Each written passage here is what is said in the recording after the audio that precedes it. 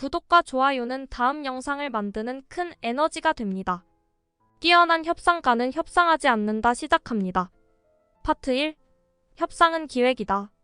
챕터 1 숨어있는 이해관계를 찾아라 창의적 해결 방안을 위한 이해관계 파악. 챕터 2 상대의 생각에 닻을 내려라 앵커링 심리 전술.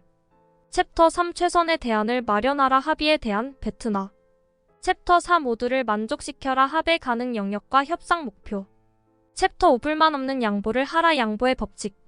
챕터 6 근본적인 이유를 캐라 체인 코즈 기법의 활용. 챕터 5 불만 없는 양보를 하라 양보의 법칙. 양보의 법칙. 협상의 진정한 의미는 교환이다. 교환은 협상의 최종 결론이다. 현명한 협상가는 대놓고 아니오라는 말을 하지 않는다. 일단 모든 대화는 네 그리고 만일을 덧붙인다. 단, 이 말이 상대방에게 도발적으로 들리지 않도록 유의해야 한다. 양보의 정도는 지속적으로 줄여나가라. 가령 가격 할인을 해준다면 할인 금액을 10만원, 5만원, 2만원, 1,000원으로 양보의 폭을 점차 줄여나가는 방식이다.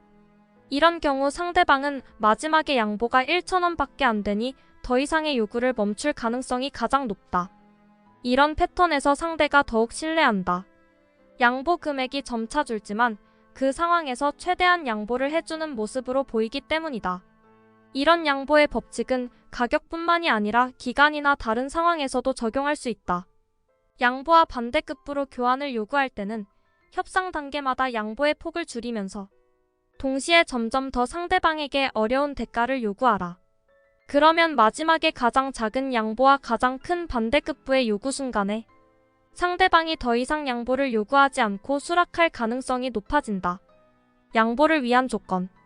반대급부를 얻는 것이 없다면 양보하지 말아야 한다. 즉, 양보를 할 때는 반드시 대가를 반대급부를 요구하며 양보하는 것이 좋다. 1. 나의 최초 요구사항에 대한 신빙성을 뒷받침해준다.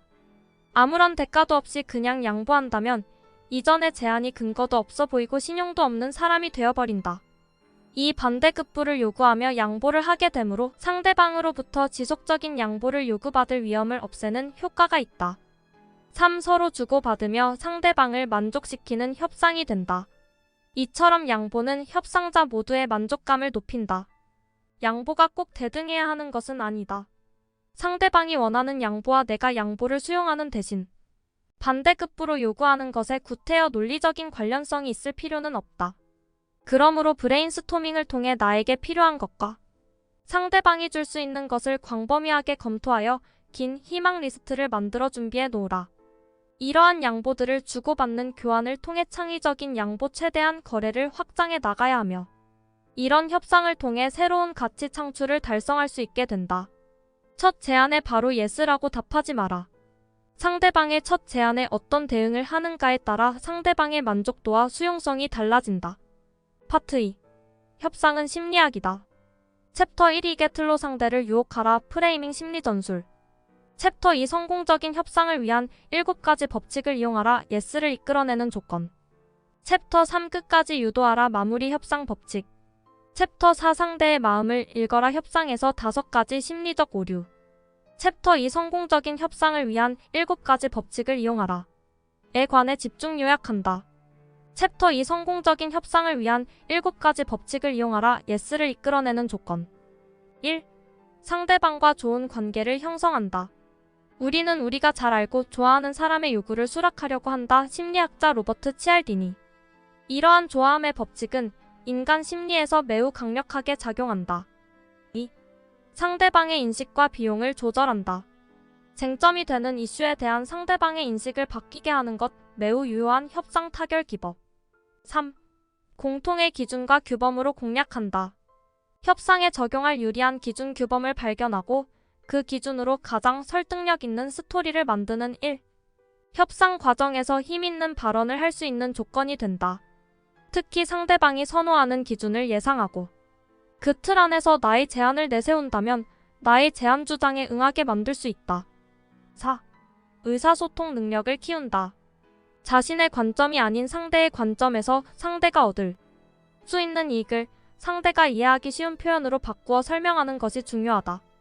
여러 안건이 있을 경우 비교적 동의를 쉽게 이끌어낼 수 있는 사안부터 먼저 시작하며 쌍방이 합의를 해나가는 것이 좋다.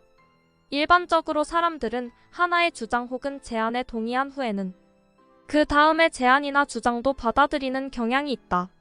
질문을 많이 하고 경청하라. 숙련된 협상가는 평균 수준의 협상가보다 질문을 2배나 더 많이 던진다. 일단 먼저 묻고 나중에 밝혀라.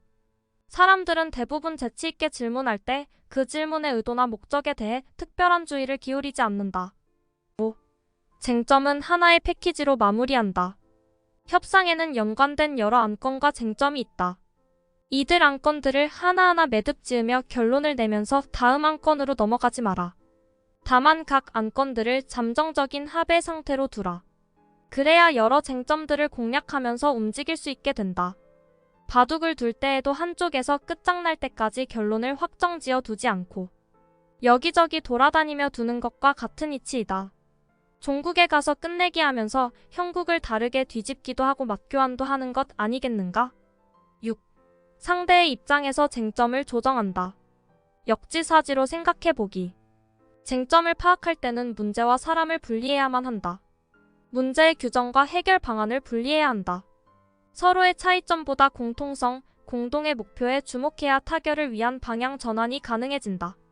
7. 강한 상대와 협상할 때의 방법. 1. 상대가 불편해할 부분을 노려라. 2. 상대편에서 우군을 찾고 상대가 작아지도록 만들어라. 3. 같은 입장의 사람과 집단의 힘을 키워 공동 대응하라. 4. 축적한 힘을 보여줘라. 5. 경쟁 심리를 이용하라. 6. 정보는 힘이다. 7. 협상 과정에 유의하여 최대한 대응하라. 파트 3. 협상은 실전 응용이다. 챕터 1 협상 봉투 기법을 사용하라. 한 가지 쟁점의 협상에 임할 경우. 챕터 2 전략적 협상을 위한 4단계 프레임을 기억하라. 쟁점이 많고 까다로운 협상에 임할 경우. 챕터 3 글로벌 협상에 대비하라. 협상 문화에 대한 차이와 이해.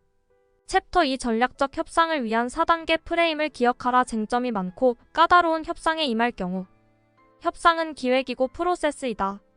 이 모델의 프레임 프로세스를 머릿속에 기억하고 협상하는 사람과 그렇지 않은 사람의 협상 결과는 하늘과 땅 차이다.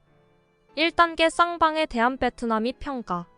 합의가 안 될 경우에 쌍방은 어떤 대안을 가지고 있는가? 각자가 취할 대안을 분석하여 어떠한 요소들이 손실인지 이익인지 유형과 무형, 단기적 요소와 장기적 요소들을 모두 검토한다. 대안의 분석을 통해 협상의 기준점을 파악하고 누구에게 파워가 있는지 알 수 있다. 2단계 쟁점의 규정과 희망 합의 리스트 작성. 합의서에 포함되기를 희망하는 조건이나 항목들을 브레인스토밍하여 희망합의 리스트를 작성한다. 나의 입장뿐만 아니라 상대방의 입장에서도 작성한다. 또한 각 항목의 중요도를 표시하여 서로에게 중요한 것을 교환할 준비를 한다. 3단계 최초 제안 및 양보 계획. 교환을 통해 가치 창조에 대한 계획을 세운다. 나와 상대방의 대안보다 나은 희망합의 리스트를 반영하여 최초의 제안을 만든다. 또한 어떻게 양보해 나갈지 준비한다. 4단계 교환 및 합의. 최초 제안을 기준으로 쌍방의 희망합의 리스트에서 각각 중요한 우선순위 항목들을 교환함으로써 새로운 가치를 창조하고 윈윈 협상을 이룬다. 협상의 성패는 사전 기획이 얼마나 체계적이고 치밀하게 준비되어 있느냐에 달려있다. 수사학적인 웅변술이나 교활한 책략 등의 요소에 달린 것이 아니다. 여기까지 뛰어난 협상가는 협상하지 않는다 소개였습니다. 구독과 좋아요는 다음 영상을 만드는 큰 에너지가 됩니다.